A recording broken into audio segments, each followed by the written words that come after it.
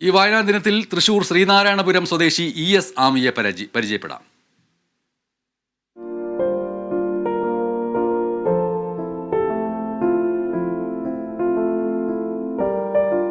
Chandrapinni higher secondary സ്കൂളിലെ +2 വിദ്യാർത്ഥിനിയായ ആമി ശ്രീനാരായണപുരം സ്വദേശിയും നാടക പ്രവർത്തകനുമായ സുധീഷ് അമ്മ വീടിന്റെയും കലാകാരി ജിതിയുടെയും മകളാണ്.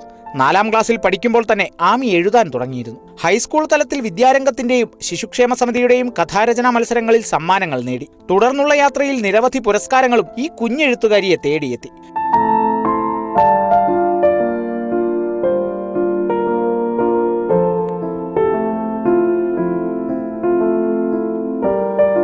വയനാട് പെരിക്കല്ലൂർ സ്കൂൾ 2024 നടത്തിയ സംസ്ഥാനതല കഥാപുരസ്കാരം, 2024 TV കൊച്ചുബാവ പുരസ്കാരം, 2025 ഗാർഗി അങ്കണം പുരസ്കാരം തുടങ്ങി ചെറുതും വലുതുമായ അംഗീകാരങ്ങളുടെ പട്ടിക അങ്ങനെ നീളുന്നു.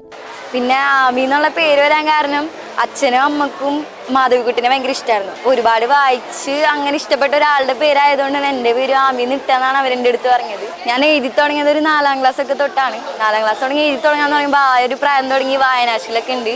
വീട്ടിൽ ചെറിയൊരു ലൈബ്രറി ഒക്കെ അച്ഛനമ്മയും കൊണ്ടുവരികയും കൊച്ചു കൊച്ചു പുസ്തകങ്ങളിൽ നിന്ന് തുടങ്ങി പിന്നെ വലിയ വലിയ പുസ്തകങ്ങളിലോട്ട് കയറിയിട്ടാണ് പതുക്കേന എഴുത്തിൻ്റെ മേഖലയിലോട്ടൊക്കെ വരുന്നത്.